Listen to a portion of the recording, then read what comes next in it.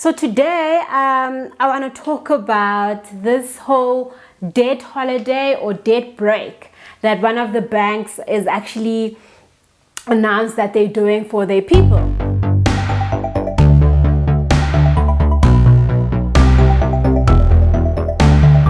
Hello there, beautiful people. Welcome to my YouTube channel. My name is Viveyalive, and for those of you that are returning, thank you very much for taking time out of your schedule to come have a little chat with me, and for those that are new, welcome. I look forward to teaching you and learning from you as well.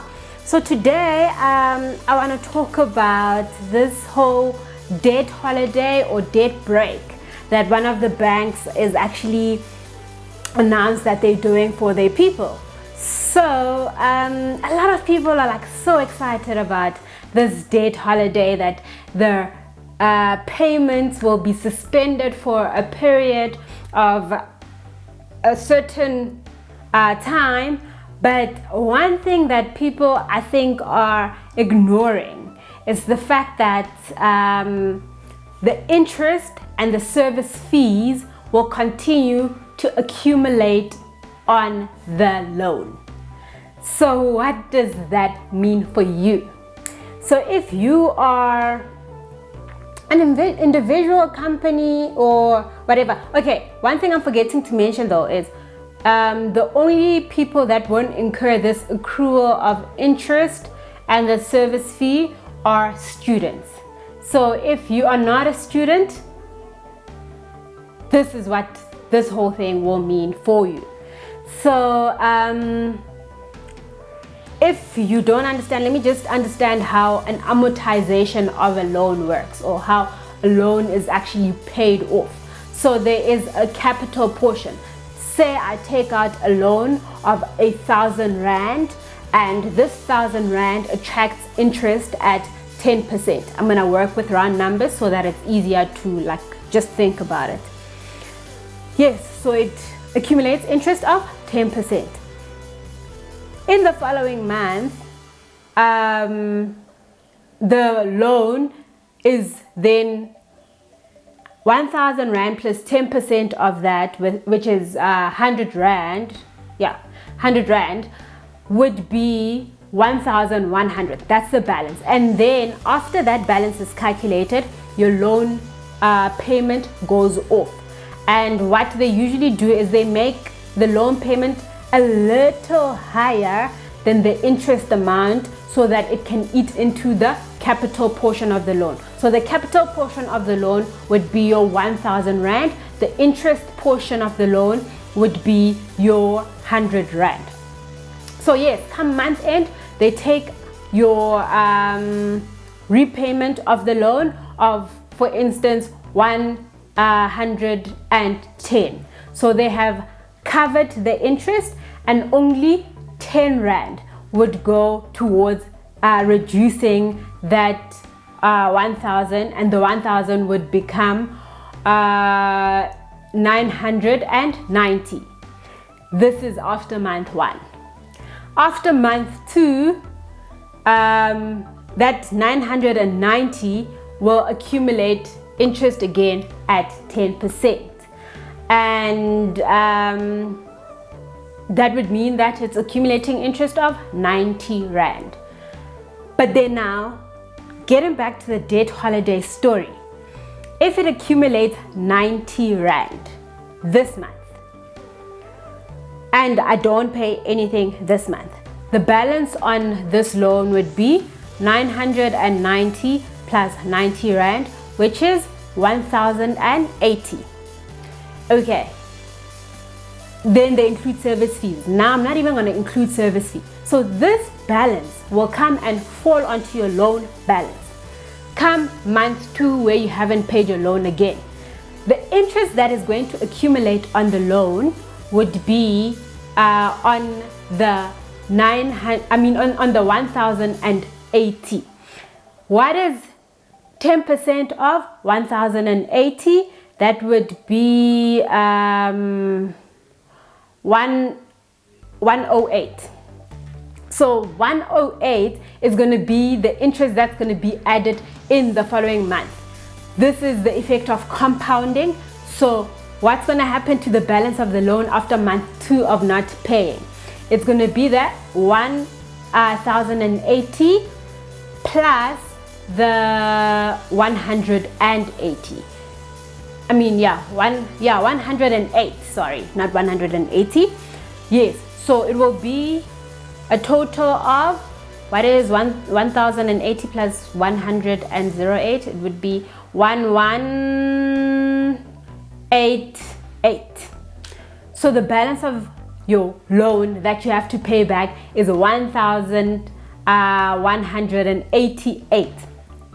Now, when you think about it, what this has actually effectively done to the capital portion of your loan, it has actually increased the capital that needs to be paid on the loan. What does that effectively mean? You need to extend either your payment period, or in the following months increase the balance on, or the repayment that you make on the loan. So if you are not, like my advice is, if you're not experiencing liquidity problems, don't go on debt holiday, because at the end of the day, it takes more from you in terms of capital repayment. And alternatively, if you're not taking the capital repayment, it will affect then the duration of the time you have to pay the loan, making it longer. You don't want that. So just think about it. Think about your liquidity position. Think about what is more important. Is it more important for you to effectively pay much higher on interest, or is it important for you to pay off this debt and have that additional interest that you would have paid on your loan into your savings? It's more beneficial to have your savings, right? But then assess your liquidity position. If you are still going to be able to survive, you have your salary, you have, there is no harm in you paying the loan. It's actually even better for you to pay the loan. Don't escape from it.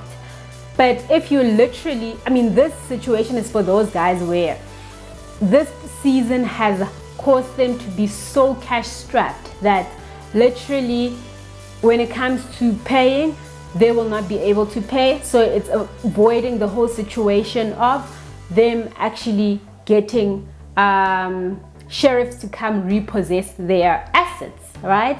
So I would just say, if you don't have cash problems, rather pay, because if you don't pay, it's gonna affect you negatively.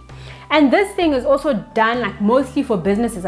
We know businesses have a lot of expenses that they need to pay, and some businesses, I probably should record this in another video because it's probably something so long to discuss. This is in terms of the structure of the financing of the business, because a business can be financed either through equity or through debt. Debt are your loans or whatever. Equity are your contributions from your owners and any accumulated profits that would have happened during the life cycle of the business, right? So in terms of those business people, there is usually a target gearing structure. Your gearing is your debt to equity. How much is, or how balanced is your financing in terms of debt and equity? Now, if your company is sitting in a position where it is highly geared, meaning that a lot of its financing is coming from debt, that would mean that you're going to pay so much higher on interest, right? So if you let interest accumulate on that capital portion that you owe the bank, it's going to be much higher for you to pay off your loan, or you're going to take longer to pay off your loan. But then now we also need to take into consideration the fact that there is something called operating leverage, which basically talks to how much the business is operating on fixed operating expenses as opposed to variable operating expenses. So your fixed operating expenses are those expenses that never change regardless of what you do. So your salaries are usually fixed because you pay your employees a certain salary every month. These are your people that are not on contract, usually your permanent employees. And then your variable cost would be like, if I produce shoes, if I am going to produce one shoe, then I'm going to need one sole. So that would mean that I will only incur the cost of that one sole. I'm not going to go buy 100 soles regardless of how much I produce, right? I'm just going to buy the amount of material that is required to produce this item. So if you are a fixed asset, fixed operating expenses dependent business, right? In these times, chances are you are going to struggle quite a lot to actually settle your fixed expenses, because obviously it is still expected that employees are paid and all these extra things. So now you've got this debt that you have to finance, which is now starting to become a little more expensive for you to finance. And there are these expenses that are literally drilling into your profits because there's no revenue coming in that is compensating for these fixed operating expenses, I meant. So for those guys, you probably need to consult the business, like the budgeting people within your business, and those guys to actually look at the balance of your gearing, look at your operating leverages, just to make sure that you are deciding on how much expense you're willing to incur additionally for your loan and still be able to pay your fixed assets, you know. So that's the balance I would think needs to happen. And also, just a disclaimer, this is not constituting as financial advice. These are things that I am giving to you to consider when you are planning now your business expense or restructuring based on the current economic climate, you know. So yeah, for individuals, there's not even much to say about that. It's literally just saying you're making your debt more expensive for you, and you are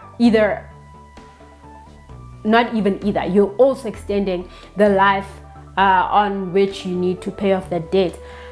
So yeah, I hope I didn't burst your bubble, and I hope you leave comments down below telling me your views on this debt holiday or debt break situation, because I'd really like to hear your opinions. I'll be so glad to hear about what your views are. And yeah, thank you so much for watching. Please don't forget to like and subscribe. Click that notification down below to make sure that you're informed when I post something new. Leave your comments with your constructive criticisms and any other topics that you'd like me to talk about. Thank you so much. Have a good day.